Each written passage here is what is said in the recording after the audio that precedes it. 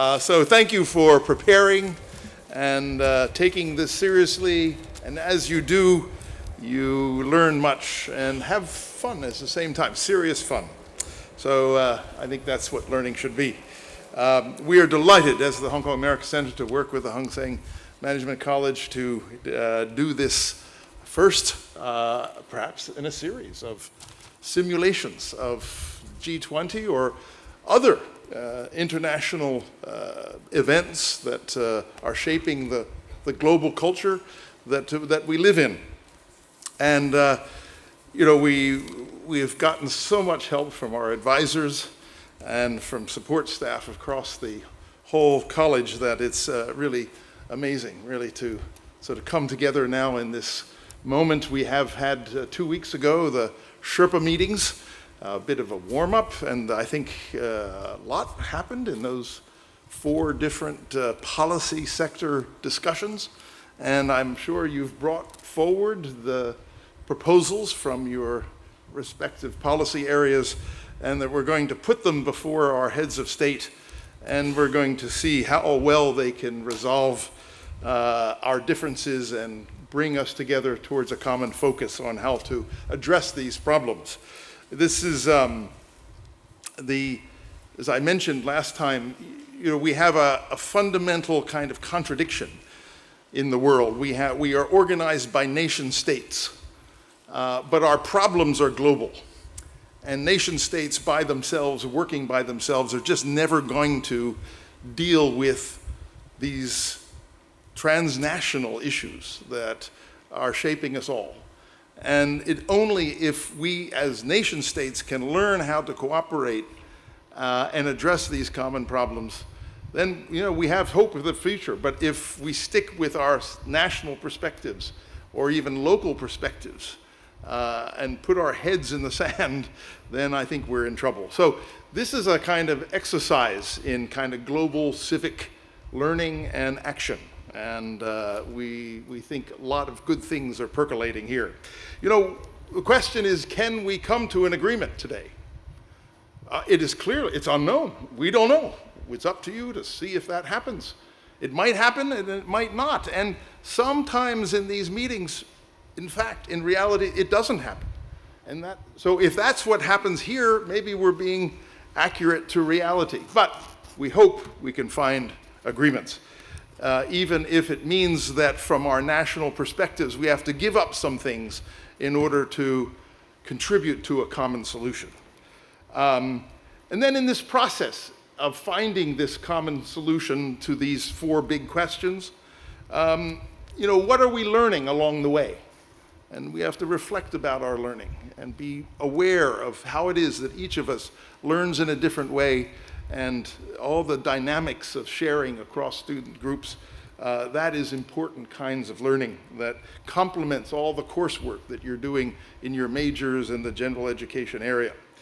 Now, if we look back at the summit in Hamburg in July of last summer, and I put up something, we all get used to, as students, we are evaluated a lot, right?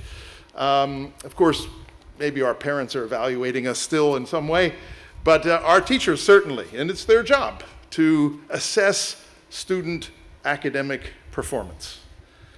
And then we think, wow, eventually I'm going to graduate and I don't have to be graded all the time, right? Every semester we have grades and kind of marks, and we live in that assessment culture. But you know what? After university, after your college life, it still goes on.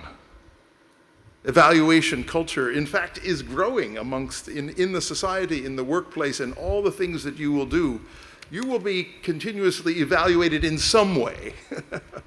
Not in the same way as universities do, perhaps, but in any case, not just people get evaluated, but events get evaluated, and organizations assess themselves. Now, G20, the question could be, in the German summit, how good was it?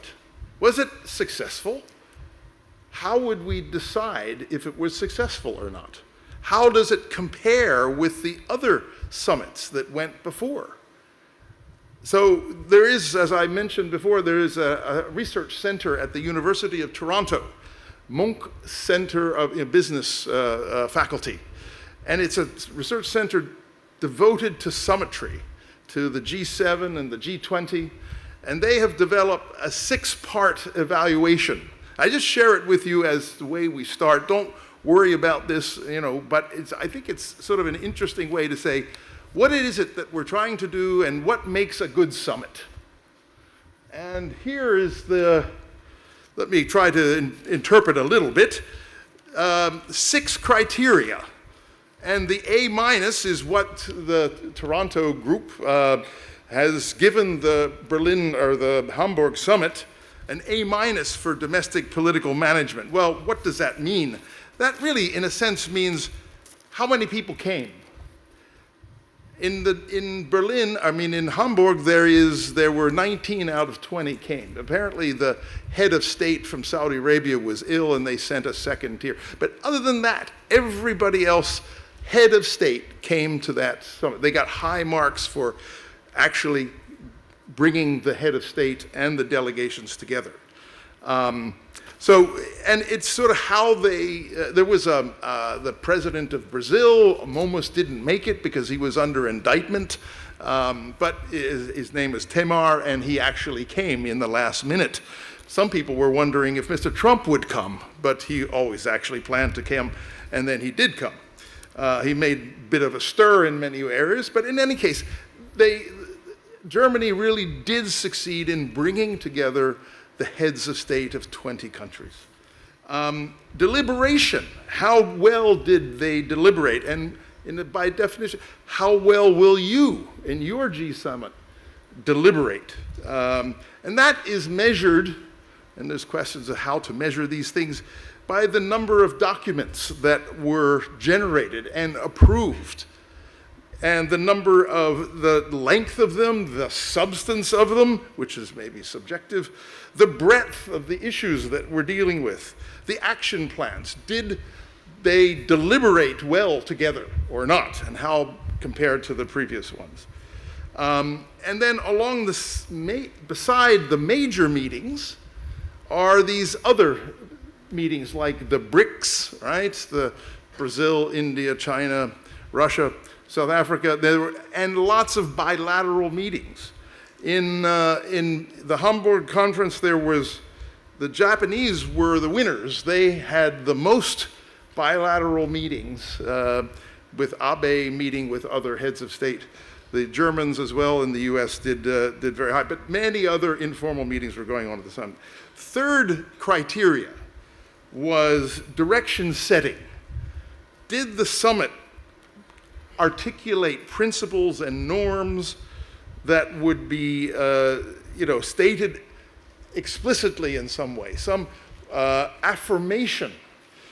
So there is a tendency, a trend in the G20s, whereas the earlier ones dealt with financial stability, right? We know from the crash of '08 and how this started. But now there is more and more emphasis not just on financial stability. We know the economy is growing, and that's not the concern, but development is increasingly the concern, and the question of equity, the question of, are we entering such a period in which there's greater and greater inequality, and how do we have growth that is inclusive, that does not exacerbate the problems of rich and poor in the world, right? So gradually the G20 is evolving into not a forum of just financial strategy, but for the rich countries, but in fact, how do we spread the wealth in the world more equitably? Because we know that many, many countries are developing nationalist movements that are saying this global governance thing is not what we want. We're losing trust in that. So G20 has to build trust among its member countries that what it's doing is important, and to, in a sense, prevent the further growth of these nationalist and localist movements growing up everywhere in the world. Decision making, did they make public commitments? We call it politically binding. It's not legally binding. What they agree to is not codified in the laws of the countries, but as political leaders, they say things and they should honor what they say. And even if they leave office, the next head of state is responsible for the commitments that are made by his predecessors. So decision making is important. It's a kind of, it's holding people accountable to a common approach to things.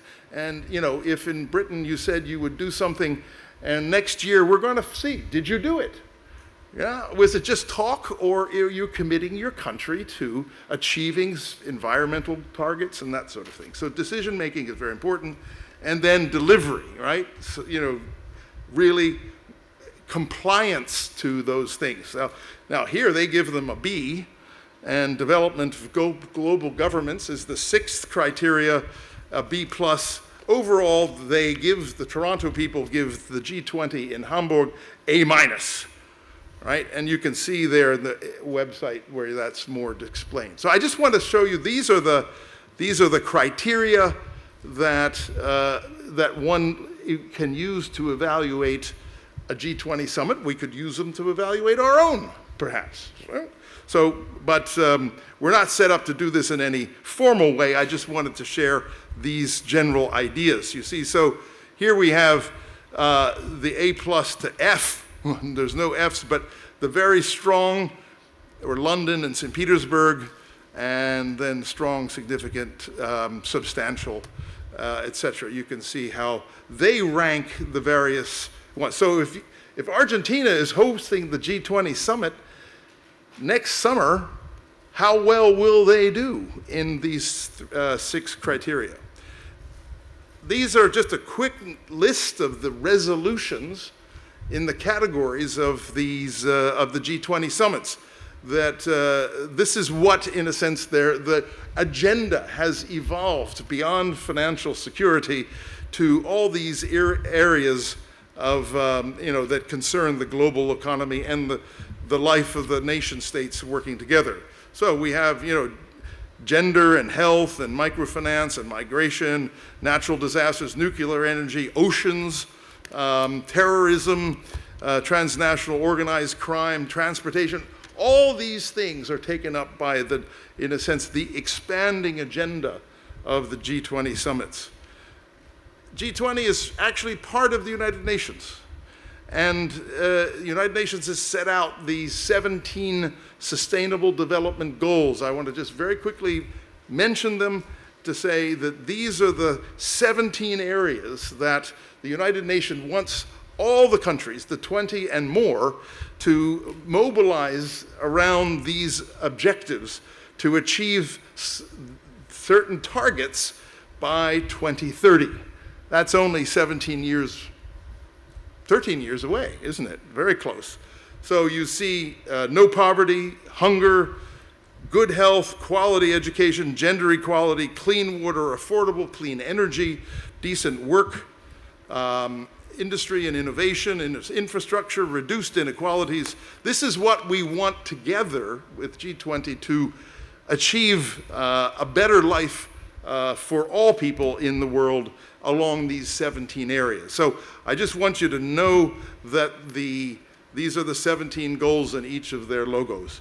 So I wanted to share that with you as an opening thought. I am eager to, as we all are, to move into our discussions. We're going to transition from this lovely room. We're coming back, and we're going to have the Consul General speak to us. But I think we're going to move to the rooms where we will take up our discussions, where we left off with the Sherpa meetings. And then we're going to come back here and then resolve the final, will we find consensus amongst these 20 teams? That's the suspense of the day. I'm looking forward to seeing what happens. Thank you very much. The idea of evaluation, we evaluate the G20. Certainly we want to get your personal evaluation of this activity. And we will look at it carefully and see how you felt about different aspects. And this is the first time we do it here, and one is never perfect at the first time, I think. So there's always room to refine and make it even better. So thank you for your feedback, and please continue to hand it back to people. I'm delighted with this communiqué. I think it is substantial. I think it addresses very important issues that the globe faces.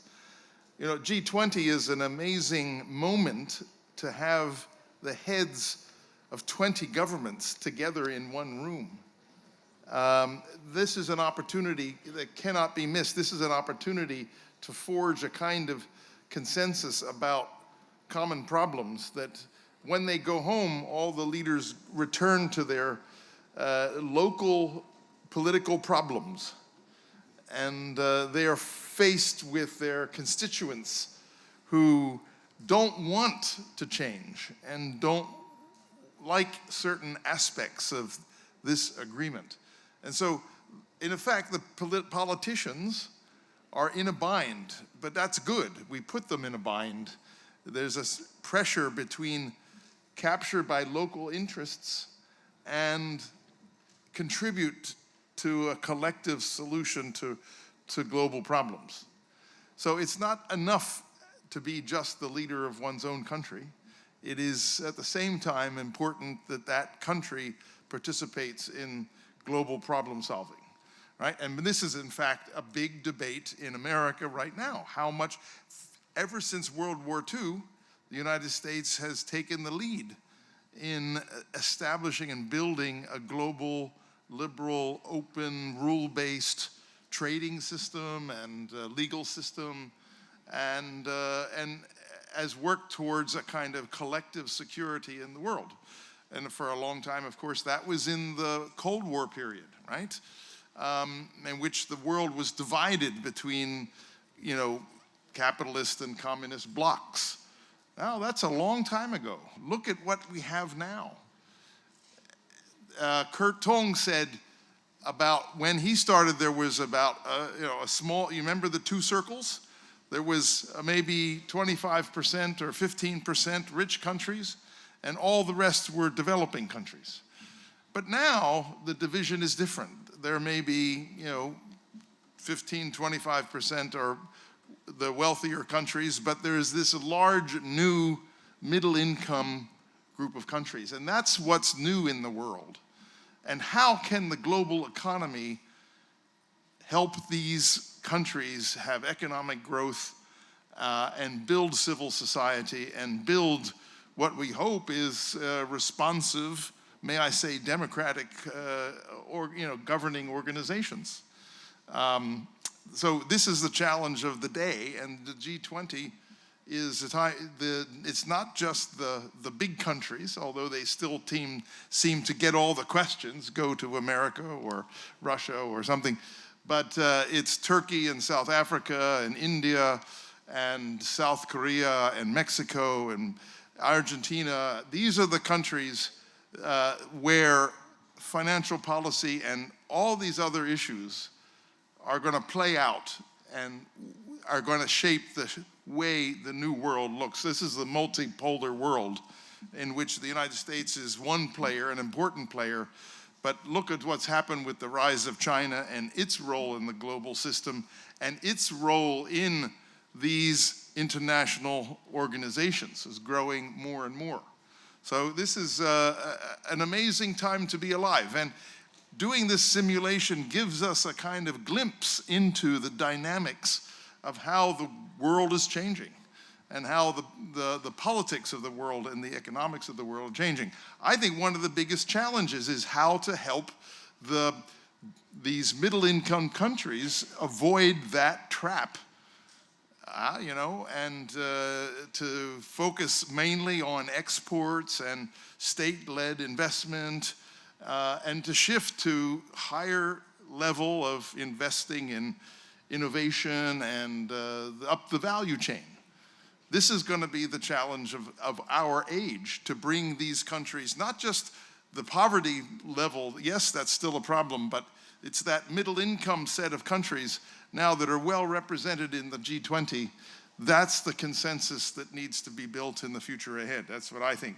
I wonder what of you thought when you were agreeing to something that you wanted it stronger.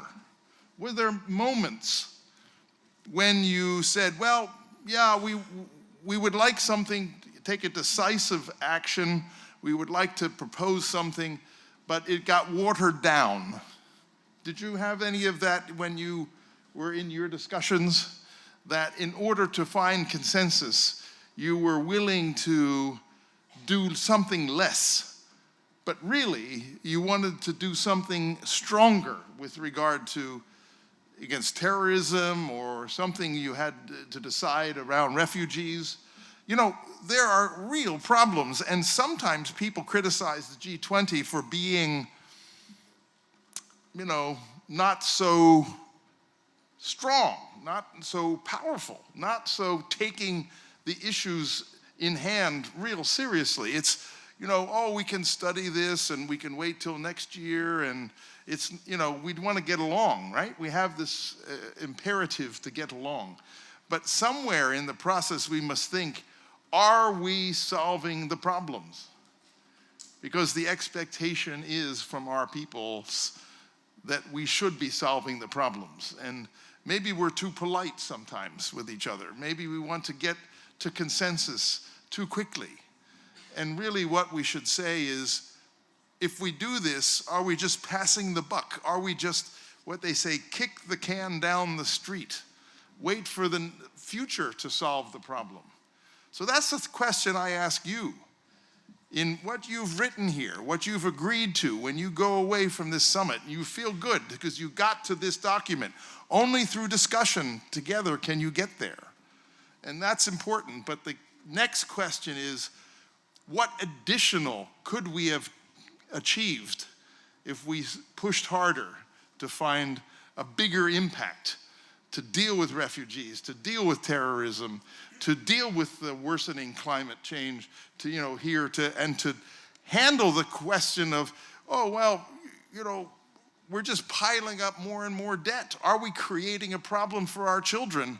And we're just kicking the can down the street. And we're borrowing, borrowing, borrowing, and that makes everybody happy. But in the end, maybe we're making our children, you know, a real challenge because they have to pay it back. So we have to think as a generation, are we being responsible to our people, and are we being responsible to our children and their children, so that we have left this world to them in a good shape? That's the challenge of all of government, and it's a challenge of the G20. So I hope you have, these are some of my reflections at the end of this process.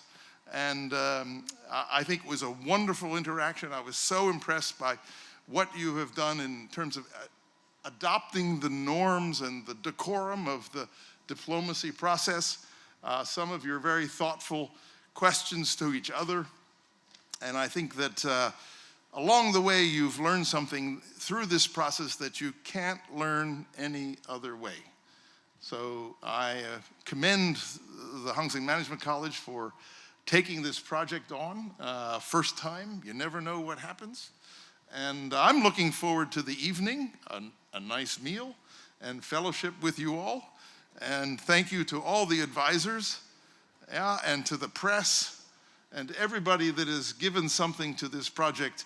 I think we all take away much more than we gave. Thank you very much.